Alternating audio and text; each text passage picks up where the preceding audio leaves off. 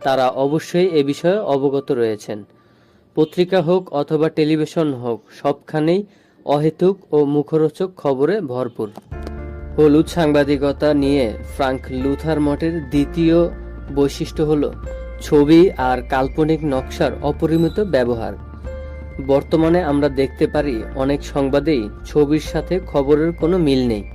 সংবাদে বাস্তবতার চেয়ে কাল্পনিক বিষয়বস্তুই বেশি।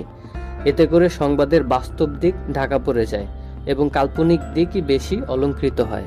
হলুদ সাংবাদিকতা সম্পর্কে ফ্রাঙ্ক লুথার মঠের যে 5টি বৈশিষ্ট্য রয়েছে, তার তৃতীয় বৈশিষ্ট্য হচ্ছে ভুয়া সাক্ষাৎকার, ভুল ধারণার জন্ম দিতে পারে এমন শিরোনাম, ভুয়া বিজ্ঞানমূলক রচনা আর তথাকথিত বিশেষজ্ঞ কর্তৃক ভুল শিক্ষামূলক রচনার ব্যবহার। আমাদের দেশে এটা মাঝে মধ্যেই দেখা যায় যে প্রভাবশালী ব্যক্তির প্রভাবে মিডিয়াগুলো